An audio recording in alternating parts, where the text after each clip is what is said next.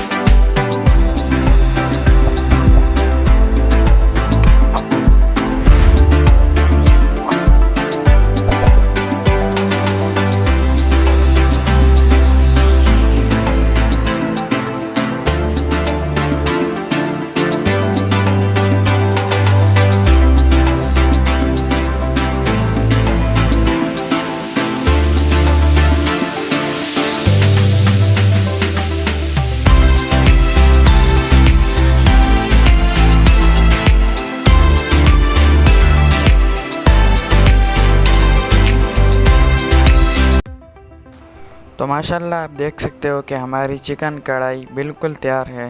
Restaurant और बाज़ार से ज़्यादा मज़ेदार और आसान तरीके के साथ। आप भी एक बार घर में ज़रूर ट्राई कीजिएगा, बहुत ही मज़े की बनती है ये कढ़ाई। तो आई होप आपको हमारी कढ़ाई की रेसिपी की ये वीडियो अच्छी लगी होगी। अगर ये वीडियो अच्छी लगी हो तो वीडियो को लाइक एंड शेयर कर देना और साथ में चैनल को भी सब्सक्राइब कर देना और बेल आइकन के बटन को ज़रूर दबा दिया करें ताकि आपको हमारी न्यू रेसिपी की वीडियोस की नोटिफिकेशन मिल सके।